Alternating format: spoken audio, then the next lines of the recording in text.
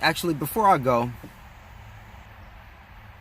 hey, my name is LB the Realist. This is Surrealistic Studios, where the real is surreal. Thank you for joining me. So before I go, I'm running out of daylight here, and I don't like to.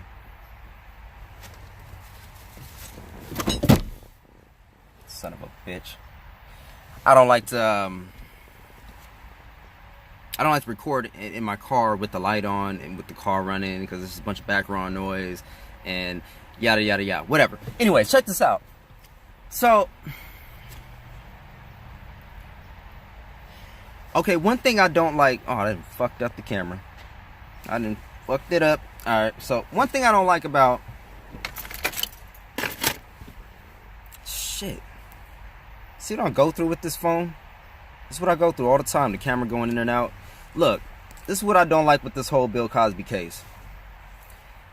Look at the way they painted him.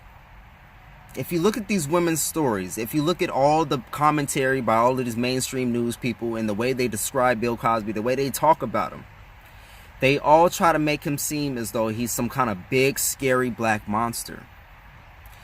They're always like, oh, he grabbed me with all of his might, and his big hands took my shoulders, and I was just so scared. And they try to paint him out to be a black boogie monster. They're trying to say, I just watched the interview right now, a few minutes ago, that said, when you're coming from that high of a moral ground, the fall from grace is that much worse. So they're all trying to, and even I think Judd Apatow or somebody came out and said they had to destroy Bill Cosby's legacy. Listen to what they're saying. Realize who Dr. Bill Cosby was and what he meant to the black community. At one point in time, what he meant to the black community. Because black community just totally turned their fucking backs on him like that. Now, I will say this. I've been meaning to say this. The people that have been having his back the most, actually going to the trials and really taking a vested interest in this case, the people that have had his back the most have been black women. True black women. Not off black women. I mean like black women. Jim Crow black women. Even my mother, she's all the way Puerto Rican. You know, you can argue that's part black too, because we got black and Puerto Rican. It's, you know, when you break it down, but even she believes he's totally innocent, because even she knows the racist history in this country. And I'm not trying to use that as an excuse, but if I can admit that I'm not trying to use that as an excuse, I'm just trying to point to a larger issue, then please, can you admit that it is very possible for these women to be lying? You know, and if you're a woman, you should be pissed off that all of these women are saying these wild ass stories without evidence. None of them ever went to the police. Most of them didn't tell anybody else about this. Some of them claimed they told brothers and mothers or whatever the fuck, but not that many corroborations. You should be pissed off about this, because this discredits the Me Too movement. What if you have a lot of people? I had a viewer come on my channel and say, you know, I have a daughter. You know, you don't understand because you don't have a daughter. I'm a son. What about women with sons that have to deal with this backlash now? What about women with sons who have to think about one day their child being accused of rape and sexuality? Look up Tyler Cost. I watched the video called Drew Story News. It's a channel called Drew Story News. You guys should check it out. I'll try to leave it in the description if I remember. But this brother does a lot of good work. He's doing the law's work. But he brought up a case. I believe it was Drew Story News. He brought up a case in which this one boy, a white boy, teenager, high school student, by the name of Tyler Cost. Tyler Cost was accused of raping 13 teenage girls. Come to find out, they plotted the whole thing. You know how they knew? Because they went to their social media accounts and found out everything that they were plotting. They said they wanted to sacrifice him to Satan. All kind of crazy backward shit. But you're telling me and you're screaming to me, you just don't get it. No, I don't think you get. I don't think you're totally getting the real history of this country. I don't think that you understand that, yes, some women have a vested interest in accusing one person of rape and sexual assault. Yeah, revenge. They're pissed off. They want money. Why would all these women lie about Bill Cosby? Why do you think? He's rich and he's black. And he's America's favorite dad. Now, I don't know if there's a deeper conspiracy behind this, whether it's because he was, showing interest in buying NBC. I don't know that for a fact. What I do know is the racist history in this country, and that women do lie about sexual assault and rape allegations. Now, I know the statistic, only 2-3% of women actually lie about it, but I don't believe in that statistic as an absolute. Because when you look at the history of this country, there's women today that still blame black men for looking at them crazy, and are believed by the masses, especially in today's society. So it is my belief that they are really trying to tear down the black family.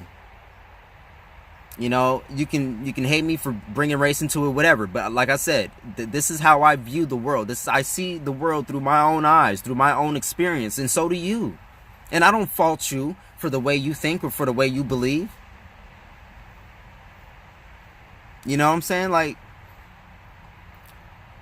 I've just noticed there's a repetitive notion of destroying the legacy of, he was a public moralist. That was the reason for Judge Rubino, I believe his name was, in Philadelphia, for him to open the files into Bill Cosby, because he said he was a public moralist, or he's a celebrity, because it was a high profile case that made it okay somehow to skirt our justice system.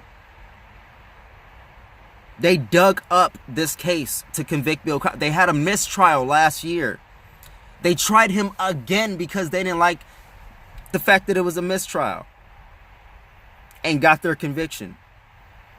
A jury of his peers, 12 people, found him guilty. By the way, they haven't released the names of the other 11 jurors.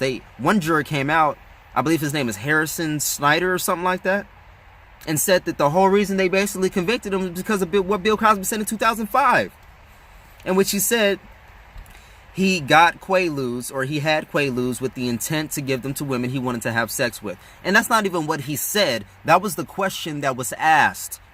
Did you get Quaaludes with the intent of having sex with young women? I don't even know why they threw young women in there. Excuse me. That was just fucking ridiculous. Why you gonna throw young women in there? Like, you know what I'm saying? Like, what the fuck? Like, shut up. Just trying to make him they're trying to make him out to be a sexual deviant, some kind of pervert. And I don't accept it. I don't accept it because I know the history of this country. I don't accept it because I know who Bill Cosby was. Now, I didn't know him personally. No. And yeah, he could have done all of these things that I'm saying, but that they're saying. But when you look at the cases and when you look at the evidence, when you actually look at this case, instead of looking at CNN or fucking Fox News or whatever you guys go to read your headlines, to attribute guilt to a person who's never seen a day in court.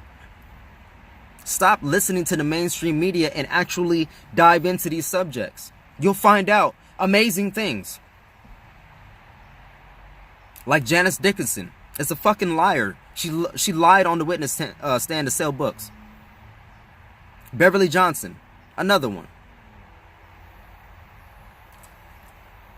Andrea Constand, the one that just got him convicted, was the only case they could use because they had just filed the case a day before the statutes of limitations ran out. Kevin R. Steele did that. I believe it's Kevin Steele, the DA of Philadelphia, Montgomery County. A day before the statutes of limitations ran out. If you look into this case, you'll see that it looks like it was orchestrated. Especially when they won't release the names of the jurors. Check this out.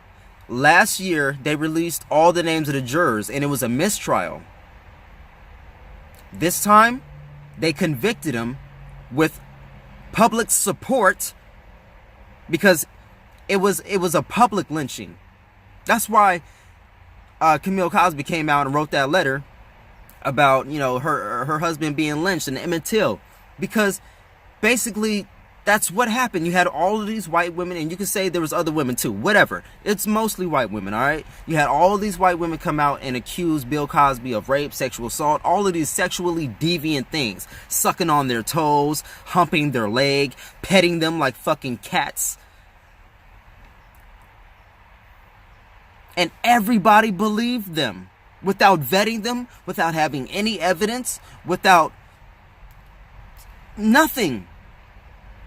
You believed them at their word, and you got this man convicted. Every single one of you that was complicit in this, every single one of you that didn't look into this case and just attributed guilt.